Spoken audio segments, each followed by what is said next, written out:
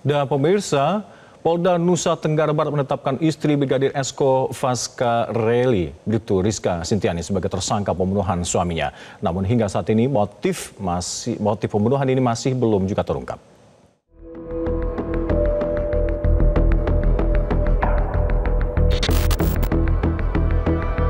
Bribtu Rizka Sintiani sekaligus istri korban Brigadir Esko Faskareli kini sudah ditetapkan sebagai tersangka. Status tersangka terhadap Bribtu Rizka atas kematian suaminya itu ditetapkan dari hasil gelar perkara penyidik. Sebelumnya penyidik sudah memeriksa 53 saksi melibatkan ahli pidana, ahli kriminologi hingga menggunakan pendeteksi kebohongan.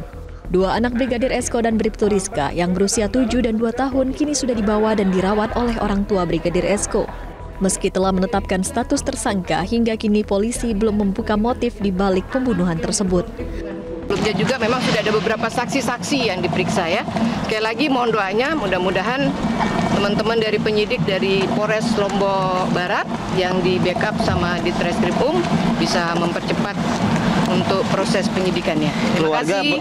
Sebelumnya pada 19 Agustus 2025, Brigadir Esko sempat dilaporkan hilang. Namun pada 25 Agustus, jasad Brigadir Esko ditemukan di sebuah kebun yang berjarak 50 meter dari rumahnya. Saat evakuasi jasad Brigadir Esko, Bribtu Rizka tampak syok dan hampir pingsan. Awalnya, kematian korban diduga akibat bunuh diri. Namun siapa sangka, nyawa Brigadir Esko justru melayang di tangan sang istri yang juga berstatus sebagai polisi. Dari Mataram, Nusa Tenggara Barat, Adi Hendri, Metro TV.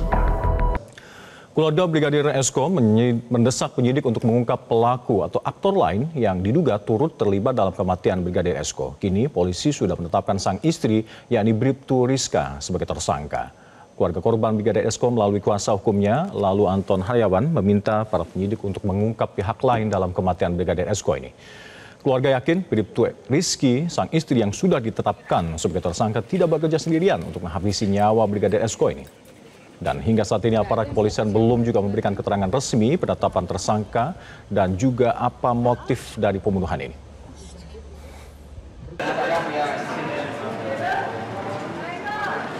Kami berharap sebenarnya bukan hanya di R saja yang ditetapkan tersangka.